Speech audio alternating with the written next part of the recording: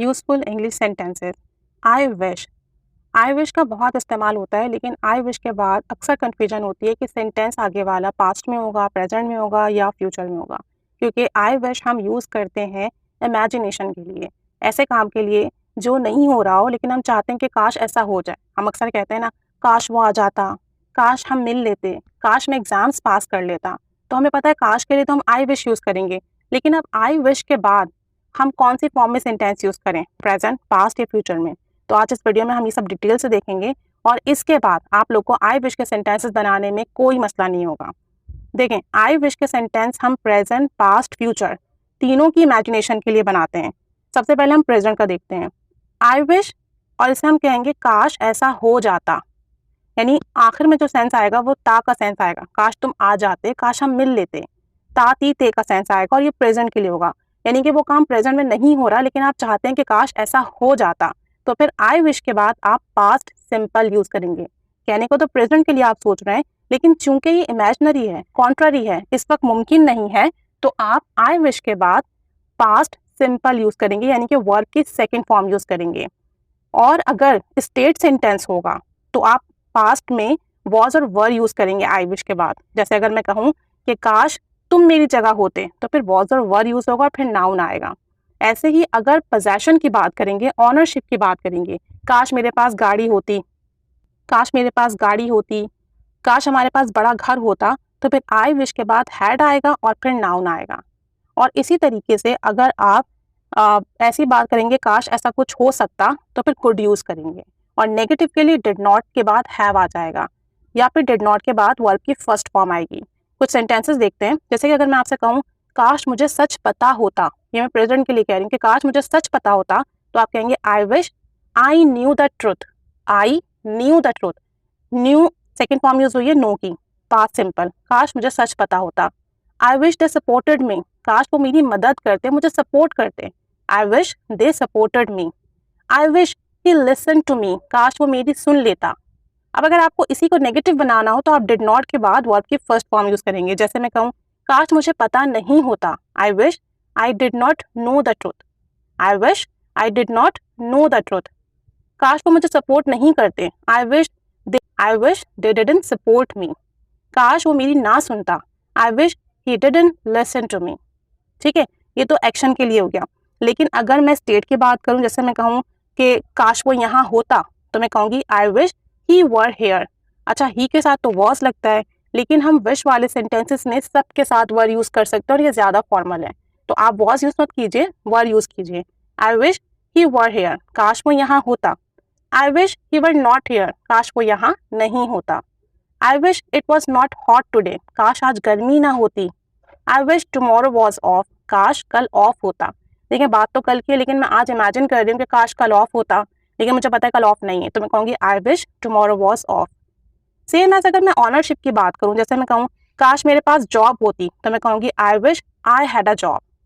I wish I had a job, have की second form use हुई है had.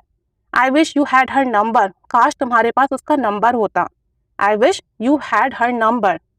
I wish we had a big house, काश हमारे पास बड़ा घर होता। तो पोजेशन के लिए हम हैव की जगह हैड यूज करेंगे सेकेंड फॉर्म। और अगर आपने नेगेटिव बनाना हो इनका, तो आप डिड नॉट हैव यूज करेंगे। जैसे आप कहो आई wish I did not have a job, काश मेरे पास नौकरी ना होती। आई wish you did not have her number, काश तुम्हारे पास उसका नंबर ना होता। तो नेगेटिव के लिए डिड नॉट के बाद हैव आ जाएगा। ये आपकी प्रेजेंट इमेजिनेशन है। इसी तरीके से अगर हम प्रेजेंट में ये कहते हैं कि काश मैं उड़ सकता, या काश मैं खाना पका सकता, या काश मैं तुमसे मिल सकता। अब यहाँ पे कैन का सेंस आ रहा है। वैसे तो हम प्रेजेंट में कहते हैं आई कैन मीट यू, लेकिन अब कैन की पास्ट फॉर्म कुड यूज करेंगे। जैसे अगर मैं कहूँ परिंदे उड़ सकते हैं, बर्ड्स कैन फ्लाई, काश मैं भी उड़ सकता, I wish I could fly to.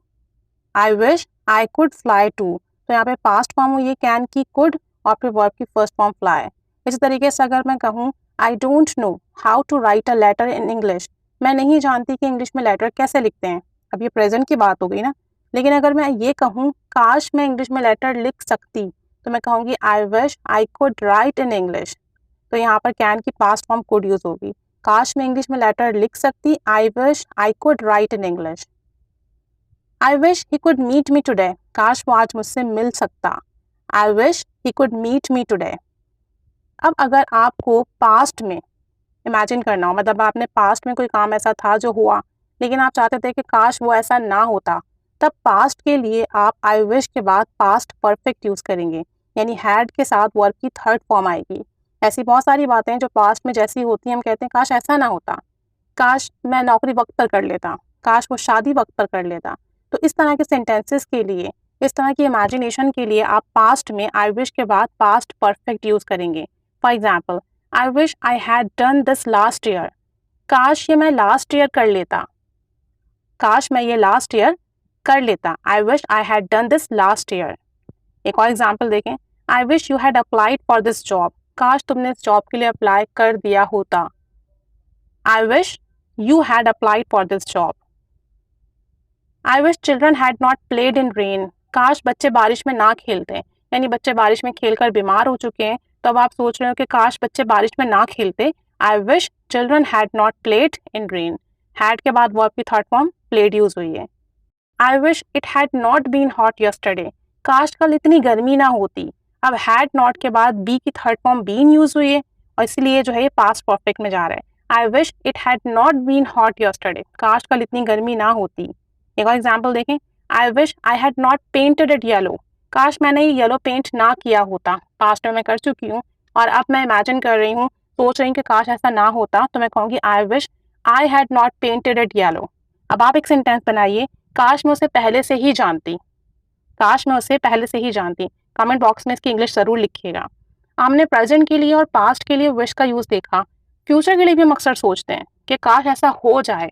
अब फ्यूचर में इस तरह का सेंस आएगा, काश वो आ जाए, काश हम आपस में मिल लें, काश ये काम हो जाए। यहाँ पे अब ताती ते का सेंस नहीं आएगा, बल्कि जाए का सेंस आएगा। और अगर आप फ्यूचर के लिए कोई इमेजिनेशन करते हैं, तब आप आई विश के साथ वुड यूज़ करेंगे, वुड प्लस वर्ब की फर्स्ट फॉर्म, तो ये आपकी इमेजिनेशन में चला जाएगा। Suppose, I wish I would buy a new house, काश मैं नया घर खरीद पाऊँ, या काश मैं नया घर ले लूँ। तो इसके लिए आप आई विश के बाद आई वुड और वर्ब की फर्स्ट फॉर्म बाय यूज़ करेंगे। Same as, I wish he would come to meet me tomorrow, काश वो कल मुझसे मिलने आ जाए, but he is out of the city, लेकिन वो तो शहर से बाहर है, यानी कि वो नहीं आ सकता, और मैं इमेजिन कर रही हूँ, तो मैं कहूँगी I wish he would come to meet me tomorrow, काश वो कल मुझसे मिलने आ जाए। एक और सेंटेंस देखते हैं, I wish it wouldn't rain more, काश अब और बारिश ना हो। I wish it wouldn't rain more, काश और बारिश ना हो, यानी मुसलसल बारिश हो रही है और आगे भी इम्कानात हैं बारिश होने के, और मैं चाह रही हूँ कि बस अब बारिश ना हो, बहुत हो गया, तो मैं कहूँगी कि काश अब और बारिश ना हो। I wish it wouldn't rain more, would not लग जाएगा यहाँ पे नेगेटिव के लिए। एक और सेंटेंस देखें, आई wish I would finish my assignment bye night, काश ये मैं रात तक कंप्लीट कर लूँ, अपना असाइनमेंट मुकम्मल कर लूँ, but so many things are left, लेकिन अभी बहुत सारा काम बाकी है। इसका मतलब है कि ये मेरी इमेजिनेशन है, मैं चाहती हूँ कि ऐसा हो जाए, लेकिन मुमकिन नहीं है। I wish I would finish my assignment bye night, काश मैं ये रात तक मुकम्मल कर लूँ अपना असाइनमेंट। लास्ट एग्जाम्पल देखते हैं, I wish somebody would make me a tea, काश कोई मेरे लिए चाय बना दे, but nobody is at home, लेकिन घर पर तो कोई है ही नहीं, तो अब कोई घर पर नहीं है, कोई नहीं बना के दे सकता, और मेरी इमेजिनेशन है, मैं सोच रही हूँ, इसलिए मैं कह रही हूँ आई wish somebody would make me a tea, काश कोई मेरे लिए चाय बना दे। तो ये विश का यूज़ है प्रेजेंट, पास्ट और फ्यूचर में, और बहुत आसान है। प्रेजेंट के लिए आप आई विश के बाद पास्ट सिंपल का टेंस यूज़ करेंगे, पास्ट में आप आई विश के बाद पास्ट परफेक्ट का टेंस यूज़ करेंगे, और फ्यूचर के लिए आई विश के बाद वुड प्लस वर्ब की फर्स्ट फॉर्म यूज़ होगी। अब आप कुछ सेंटेंसेस बनाइए, कमेंट बॉक्स में शेयर कीजिए, ज़्यादा से ज़्यादा प्रैक्टिस कीजिए। Keep staying with us, keep learning English. Thanks for watching.